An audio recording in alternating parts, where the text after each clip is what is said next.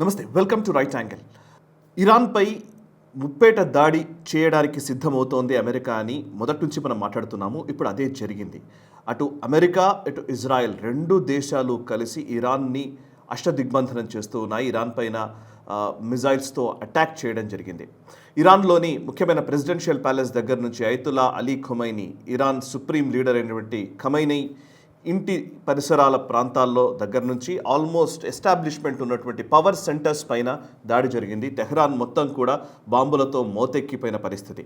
So అదే సమయంలో Iran కూడా దీనికి రిటాలియేట్ చేస్తూ ఇజ్రాయెల్ పైన అణ్వస్త్రాల్ని ప్రయోగించే దిశగా అడుగులు వేసినట్టుగా తెలుస్తోంది. ఇప్పటికే బ్యాలిస్టిక్ మిజైల్స్ వేవ్ని ప్రయోగించినట్టుగా కూడా మనకు సమాచారం వస్తుంది. దానికి సంబంధించిన డీటెయిల్స్ రావాల్సి ఉంది. ఇప్పటికే ఇజ్రాయెల్లో కూడా పూర్తిగా ఇజ్రాయెల్ దేశవ్యాప్తంగా కూడా అలర్ట్ని ప్రకటించారు. హై అలర్ట్ కొనసాగుతోంది. ఇజ్రాయెల్లో మనకు తెలుసు ఐరన్ డోమ్ టెక్నాలజీ తోటి ఎటువంటి మిజైల్ అయినా సరే అడ్డుకునే శక్తి ఉంటుంది. కానీ స్వామ్ ఆఫ్ మిజైల్స్ని కనుక ఒకేసారి కొన్ని వందల వేల మిజైల్స్ కనుక దాడి జరిగితే ఏదో ఒకటి ఖచ్చితంగా ఇజ్రాయెల్ పైన కూడా పడే అవకాశం ఉంది. అందులోనూ ఇరాన్ ఇప్పుడు వస్తున్నటువంటి సమాచారం ప్రకారం చూస్తే బ్యాలిస్టిక్ మిజైల్స్ అంటే అణ్వస్త్ర క్షిపణుల్ని ప్రయోగిస్తున్నట్టుగా కూడా సమాచారం వస్తోంది. ఇరాన్కి అణ్వస్త్రాలు ఉండడానికి వీలు లేదు. ఇరాన్ ఒక టెర్రరిస్ట్ రెజీమ్, పూర్తిగా టెర్రరిస్టులకి ఫండ్ చేస్తున్నటువంటి దేశమని అమెరికా అధ్యక్షుడు డొనాల్డ్ ట్రంప్ ప్రకటించడమే కాదు, ఇరాన్ దగ్గర న్యూక్లియర్ వెపన్స్ ఉండడానికి వీల్లేదని చాలా గట్టిగా స్పష్టం చేశారు. Terrorist regime can never have a nuclear weapon అని డొనాల్డ్ ట్రంప్ ప్రకటించారు. అండ్ అంతేకాదు, give up arms or you will face action. ఆయుధాలు వదిలేయండి, లేదంటే మీ పైన విపరీతమైన దాడి ఉండబోతుందని హెచ్చరికలు జారీ చేశాడు.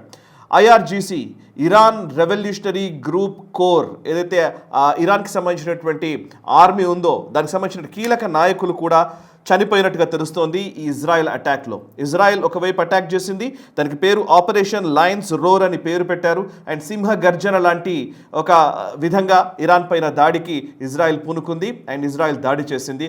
అదే సమయంలో అమెరికా కూడా కాంబాట్ ఆపరేషన్స్ అని వారు కూడా చెప్పడం జరుగుతోంది. సో రెజీమ్ చేంజ్ చేయబోతున్నారు అనే స్పష్టమైన సంకేతాల్ని డొనాల్డ్ ట్రంప్ ప్రకటనలో మనకు అర్థమవుతోంది. ఈవెన్ బెంజమిన్ నెతన్యాహు కూడా అదే ప్రకటన చేశాడు. ఇరాన్లో ఇప్పుడున్నటువంటి ఏదైతే ఖమైనీ నేతృత్వంలోని ప్రభుత్వం ఉందో దాన్ని పూర్తిగా తొలగించి అక్కడ ప్రజలే తమకు ఇష్టమైనటువంటి విధంగా ప్రభుత్వాన్ని నడుపుకునే విధంగా ఉండాలి అని, మీరందరూ ప్రజల్లో స్పందన రావాలి అని అటు బెంజమిన్ నెతన్యాహు పిలుపునిచ్చారు, ఇటు డొనాల్డ్ ట్రంప్ కూడా వాళ్ళకి హితవు పలికారు. సో ఈ నేపథ్యంలో ఇజ్రాయెల్ అటాక్లో చనిపోయిన వాళ్ళు చాలా కీలకమైన నాయకులు చనిపోయినట్టు తెలుస్తోంది. ఇరాన్కి సంబంధించి ఎవరెవరు చనిపోయారో చెప్తాను. Hossein Salami, the head of the Islamic Revolutionary Guard Corps, ఐఆర్జీసీకి సంబంధించినటువంటి హెడ్ చీఫ్ని చంపేయడం జరిగింది. అండ్ ఇంకొక వైపు Mohammad Bagheri, chief of staff of Iran's armed forces, ఇరాన్కి సంబంధించినటువంటి ఆర్మ్డ్ ఫోర్సెస్కి చీఫ్ని చంపేయడం జరిగింది. మరొక వైపు Khatam al Anbiya central headquarters, వాళ్ళకి సంబంధించినటువంటి కీలకమైనటువంటి సైన్యానికి సంబంధించినటువంటి headquarters commander Gholam Ali రషీద్ని చనిపోయినట్టుగా తెలుస్తోంది. అమీర్ అలీ హజీ జదే, ఈయన కూడా ఐఆర్జీసీ ఏరోస్పేస్ ఫోర్సెస్కి సంబంధించినటువంటి కమాండర్. ముఖ్యంగా ఐఆర్జీసీ అంటే ఇరాన్కి సంబంధించినటువంటి ఆర్మ్డ్ ఫోర్సెస్లో ఎయిర్ ఫోర్స్ చీఫ్ హతమయ్యాడు, ఆర్మీ చీఫ్ చనిపోయాడు. సో అంతేకాదు అలీ హుసైనీ ఖమైనీకి సంబంధించినటువంటి అడ్వైజర్, ఖమైనీకి అడ్వైజర్గా ఉన్నటువంటి అలీ షంఖానీ, అతన్ని కూడా క్రిటికల్గా ఇంజ్యూర్ అయినట్టుగా తెలుస్తోంది, తీవ్ర గాయాల పాలైనట్టుగా సమాచారం వస్తోంది. ఇప్పుడు చూస్తే మొత్తానికి కీలకమైన నాయకుల్ని హతమార్చిన నేపథ్యంలో ఖమైనీ వాళ్ళ ప్లేస్లో ప్రత్యామ్నాయంగా మిగతా అధికారులకి బాధ్యతలు ఇచ్చినట్టుగా తెలుస్తోంది. అండ్ ఇరాన్ కూడా ఈ దాడికి ప్రతీకార దాడికి పూనుకున్నట్టుగా సమాచారం. 30 బ్యాలిస్టిక్ మిజైల్స్ని ఇరాన్ ప్రయోగించినట్టుగా తెలుస్తోంది ఇజ్రాయెల్ పైన. ఇజ్రాయెల్లో ఎమర్జెన్సీ నడుస్తోంది. సో ఈ నేపథ్యంలో ప్రస్తుత పరిస్థితి చాలా భయానకంగానే ఉంది. అయితే దీంట్లో కీలకమైన అంశాలు 2-3 ఉన్నాయి. ఒకటి, ఈ ప్రస్తుతం జరుగుతున్నటువంటి ఈ దాడుల నేపథ్యంలో ఇది ఎక్కడి వరకు దారితీసే అవకాశం ఉంది, ఎటు ఎస్కలేట్ అవ్వడానికి అవకాశం ఉంది అనే అంశానికి సంబంధించి పరిశీలిస్తే మొన్నటి వరకు కూడా గల్ఫ్ రీజియన్లో అంటే ఇరాన్కి, అదేవిధంగా ఒమాన్, కువైట్, యుఏఈ ఇట్లాంటి దేశాలకు, సౌదీ అరేబియా, వీటికి ఉన్నటువంటి గల్ఫ్ ఆఫ్ పర్షియా అంటారు, ఆ గల్ఫ్ రీజియన్లోకి యుఎస్ఎస్ అబ్రహం లింకన్ అనే ఎయిర్ క్రాఫ్ట్ క్యారియర్ని పంపించారు. ఇది అమెరికాకు సంబంధించినటువంటి భారీ ఎయిర్ క్రాఫ్ట్ క్యారియర్, యుద్ధ నౌక. దీన్ని పర్షియన్ గల్ఫ్లోకి పంపించడం జరిగింది. ఇప్పుడు ఇజ్రాయెల్ కోస్తా తీరంలోకి, ఇజ్రాయెల్ తీరంలోకి యుఎస్ఎస్ గెరాల్డ్ ఆర్ఫోర్డ్ అనే ఎయిర్క్రాఫ్ట్ కూడా వచ్చింది, ఎయిర్క్రాఫ్ట్ క్యారియర్ వచ్చింది. సో గెరాల్డ్ ఆర్ఫోర్డ్ అనేది ఇజ్రాయెల్ తీర ప్రాంతంలోకి వచ్చింది అండ్ ఇరాన్కి తీర ప్రాంతంలోని గల్ఫ్ రీజియన్లో Abraham Lincoln, USS Abraham Lincoln ఉంది. అంటే 2 ఎయిర్క్రాఫ్ట్ క్యారియర్స్ని అక్కడ మోహరించారు. ఇంకొక వైపు ఈ 2 ఎందుకు మోహరించి ఉండవచ్చు అని అంటే కనుక, ఇటువైపు ముఖ్యంగా ఇజ్రాయెల్కి ఇటువైపు మధ్యధరా సముద్రం నుంచి అటు సూయిజ్ కెనాల్ నుంచి రెడ్ సీకి ఇటువైపు హౌతీ రెబల్స్ ఎక్కువగా ఉంటారు. వీళ్ళకి ఇరాన్ సాయం చేస్తుంది. ఇరానే హౌతీ రెబల్స్ని ప్రేరేపించేది. సో ఆ హౌతీకి సంబంధించినటువంటి ఉగ్రవాదులపైన అండ్ హిజ్బుల్లాకి సంబంధించిన ఉగ్రవాదులపైన కూడా విపరీతమైన దాడులు ఉండబోతున్నాయనే చర్చ కూడా ఇప్పుడు ఖచ్చితంగా నడుస్తోంది. వార్ ఎక్స్పర్ట్స్ చెప్తున్నటువంటి సమాచారం ప్రకారం ఇది అంత ఈజీగా ఒక చిన్న ఆపరేషన్తో ముగిసిపోయేది కాదేమో అనే అభిప్రాయం కూడా వస్తుంది. ఇది కేవలం చిన్న ఆపరేషన్కే పరిమితం అవుతుందా, దీన్ని ఇంకొంచెం విస్తృతపరిచే అవకాశాలు ఉన్నాయా, ఎంత మేర ఎస్కలేట్ అయ్యే అవకాశం ఉంది అనేది కూడా మనం చూడాల్సి ఉంది. అండ్ ఇంకోవైపు ఇరాన్కి సంబంధించినటువంటి చాబహార్ పోర్టుని మనం డెవలప్ చేస్తున్నాము. ఈవెన్ ఆ చాబహార్ పోర్టుకి సంబంధించినటువంటి డెవలప్ చేస్తున్న క్రమంలో అక్కడ మనకు ఇరాన్కి మధ్య కూడా కొంత ప్రతిష్టంభన ఉండే అవకాశాలు లేకపోలేదు. ఎందుకంటే మొన్ననే డొనాల్డ్ ట్రంప్ తో మన భారత్కి అమెరికాకి మధ్య ట్రేడ్ డీల్ జరుగుతోంది. ఇంకోవైపు కరెక్ట్గా ఈ దాడులు జరుగుతాయని ఇరాన్ని ఆల్మోస్ట్ అమెరికా దిగ్బంధించింది అనే వార్తలు మనం గత 15 రోజుల నుంచి వింటూ ఉన్నాం. యుద్ధ నౌకలు పర్షియన్ గల్ఫ్లోకి వెళ్ళాయని అండ్ మిలిటరీ బేసుల్లో కూడా యాక్టివిటీ పెంచారని అండ్ ఇరాన్ పైన ఏ క్షణమైనా దాడి చేయడానికి అమెరికా పూనుకుంటోంది అని ఆల్మోస్ట్ 10-15 డేస్ నుంచి మనం చర్చిస్తూనే ఉన్నాం. కానీ ప్రధాని నరేంద్ర మోదీ ఇజ్రాయెల్ పర్యటన ఉంది కాబట్టే ఆ ఆపరేషన్ని లేదా ఈ దాడిని, యుద్ధాన్ని కొంత దూరం వెయిట్ చేశారా అనే అభిప్రాయం కూడా వస్తోంది. ఎందుకంటే నిన్నగాక మొన్ననే ఇజ్రాయెల్ పర్యటనలో ప్రధాని నరేంద్ర మోదీ వెళ్లారు. ఒక స్టేట్ విజిట్లో ప్రధాని నరేంద్ర మోదీ ఇజ్రాయెల్కి వెళ్ళడము, ఇజ్రాయెల్తో డిఫెన్స్ ఒప్పందాలు కొన్ని చేసుకున్నాము అండ్ రాబోయే రోజుల్లో ఫ్రీ ట్రేడ్ అగ్రిమెంట్ కూడా ఇజ్రాయెల్తో ఉండబోతోంది.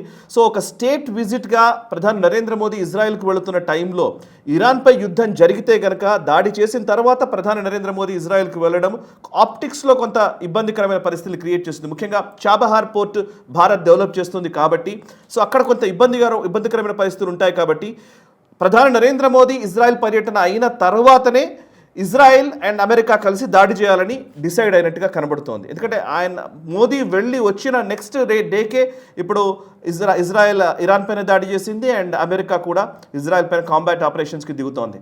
అండ్ ఓవరాల్గా చెప్పాలంటే ఇరాన్లో ఇప్పుడు రెజీమ్ చేంజ్ జరగబోతుంది అనే సంకేతాలు స్పష్టంగా కనబడుతూ ఉన్నాయి. అయితే ఖమెనీకి ఇంకా ప్రజల్లో పూర్తి స్థాయి వ్యతిరేకత ఉందా అనేది తేలాల్సి ఉంది. ఇప్పుడైతే ఖమెనీని దించివేసి అక్కడ ప్రజాస్వామ్యయుతంగా ఉండేటువంటి ప్రభుత్వాన్ని లేదా ప్రజలు కోరుకునే ప్రభుత్వాన్ని పెడతాము అని చెప్పేసి రెజీమ్ చేంజ్ జరగాలి అని డొనాల్డ్ ట్రంప్ ఆశిస్తూ ఉన్నారు. నెతన్యాహు కూడా అదే పిలుపునిస్తూ ఉన్నారు.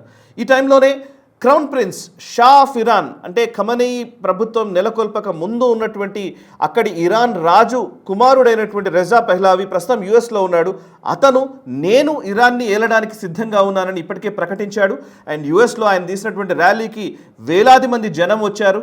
అండ్ ఇప్పుడు ఈ టైంలో ఖమెనీని పక్కకు జరిపి రెజా పెహ్లావికి అక్కడ అధికారం కట్టబెడతారా అనేది చూడాలి. వెనిజువెలాలో అయితేనేమో ఒక చిన్న ఆపరేషన్తో ముగిసిపోయింది. ఒక ఆపరేషన్ చిన్నది అని అనేకంటే కూడా ఒక ప్రెసిడెంట్ని రాత్రికి రాత్రి అక్కడ ఆపరేషన్ చేసి అక్కడ నుంచి ప్రెసిడెంట్ని మదూరోని తీసుకొని అమెరికాకి తీసుకొచ్చేశారు. ఆ తర్వాత అక్కడే ఒక ప్రభుత్వాన్ని నెలకొల్పారు. అండ్ నిజానికి చెప్పాలంటే మదూరోకు వ్యతిరేకంగా పనిచేస్తున్నటువంటి ప్రతిపక్ష పార్టీ ఇవన్నీ ఉన్నాయి కాబట్టి అక్కడ సాధ్యమైంది. కానీ ఒక పూర్తి ఇస్లామిక్ రిపబ్లిక్ ఆఫ్ ఇరాన్గా ఇస్లామిక్ రాజ్యంగా ఉన్నటువంటి ఇరాన్లో రెజీమ్ చేంజ్ ఆపరేషన్ అంటే ఒక ప్రభుత్వాన్ని కూలదోసి ఇంకొక ప్రభుత్వం అమెరికాకు సంబంధించిన పపెట్ గవర్నమెంట్ని పెట్టడం అనేది అంత ఈజీ కాదు. సో బట్ ఈ ప్రజల నుంచి వ్యతిరేకత వచ్చే అవకాశం కూడా లేకపోలేదు. అందుకే ఫస్ట్ అండ్ ఇంకోటి అంతేకాకుండా అటు వెనిజులాలో ఉన్నట్టుగా కాకుండా ఇరాన్కి ఐఆర్జీసీ వాళ్ళకు ఉన్నటువంటి ఆర్మీ క్యాపబిలిటీస్ ఒకవైపు ఉంటే ఇరాన్ ఎంత దూరం బ్యాలిస్టిక్ మిజైల్స్ని తీసుకొచ్చింది అనేది ఇంకా మనకు తెలియాల్సి ఉంది. అణ్వస్త్రాలని ఆల్రెడీ సిద్ధం చేసుకోవడానికి వాళ్ళు చాలా కాలంగా ప్రయత్నాలు చేస్తున్నారు. చాలామంది ఎన్నోసార్లు న్యూక్లియర్ టెస్ట్లని వాటిని జరగకుండా ఎన్నోసార్లు ఇజ్రాయెల్ ధ్వంసం చేస్తూ వచ్చింది. కానీ ఇప్పుడు చెప్పలేం. ఇప్పుడు బ్యాలిస్టిక్ మిజైల్స్ని ఇరాన్ ప్రయోగించింది అని అంటున్నారు. కాబట్టి నిజంగానే అణ్వస్త్రాలని ప్రయోగిస్తే దాని తీవ్రత చాలా ఎక్కువగానే ఉంటుంది. కాబట్టి సో అందుకే ఒక పూర్తి స్థాయి ఆపరేషన్కే ఇజ్రాయెల్ అమెరికా పూనుకున్నట్టుగా స్పష్టంగా మనకు అర్థమవుతుంది. ఇది ఒక యుద్ధ వాతావరణమే ప్రస్తుతం వెస్ట్ ఏషియాలో నెలకొంది. ఈ యుద్ధ వాతావరణం ఎటువైపు వెళుతుంది, ఎంత మేర ఎస్కలేట్ అవుతుంది, దీనివల్ల ఆయా దేశాల్లో ఉండేటువంటి ప్రభావం ఎంత, ఇవన్నీ కూడా మనం రాబోయే రోజుల్లో చూడబోతున్నాం. ప్రస్తుతానికైతే ఇరాన్ పైన ఇజ్రాయెల్ అటాక్ చేసింది అండ్ అమెరికా కూడా తీవ్రంగానే అటాక్ చేయడానికి సిద్ధంగా ఉంది అండ్ వాళ్ళు కూడా కంబాట్ ఆపరేషన్స్ రెడీ చేశారు. ఇరాన్ కూడా రిటాలియేట్ చేస్తోంది. ఈ నేపథ్యంలో ఇజ్రాయెల్ అండ్ ఇరాన్లో లేదా మిగతా అమెరికాకు సంబంధించిన స్థావరాలపైన ఇరాన్ చేసే దాడులు, ఈ నేపథ్యంలో వెస్ట్ ఏషియా అతలాకుతలమవుతున్నటువంటి పరిస్థితిలో మనం ఉన్నాం. ఈ యుద్ధం ఎంత దూరం వెళుతుంది అనేది తెలియాల్సి ఉంది. మీ అభిప్రాయాలు కూడా తెలియజేయండి. ఈ వీడియో నచ్చితే లైక్ చేయండి, 10 మందికి షేర్ చేయండి. మనసా వాచా కర్మణ, దేశహితం కోసం నేషనలిస్ట్. ఈ వీడియో మీకు నచ్చినట్టయితే లైక్ చేయండి, 10 మందికి షేర్ చేయండి. అలాగే కామెంట్ల రూపంలో మీ అభిప్రాయాలను మాతో పంచుకోండి. Nationalist hub group of channels ను సబ్స్క్రైబ్ చేసుకుని తెలుగునాట జాతీయవాద జర్నలిజాన్ని ప్రోత్సహించండి. ఈ వీడియో కింద ఉన్న బెల్ ఐకాన్ పై క్లిక్ చేయడం మర్చిపోవద్దు.